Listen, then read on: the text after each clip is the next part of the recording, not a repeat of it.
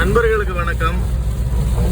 ராமநாதபுரம் மாவட்டத்தில் இவ்வளோ மழையை நான் பார்த்ததே கிடையாது. எங்கே திரும்பினாலும் மழை தண்ணி தான், ஃபுல்லாக மழை தண்ணி. பாருங்க, கார் ஓட்ட முடியல, அந்த அளவுக்கு இருக்கு.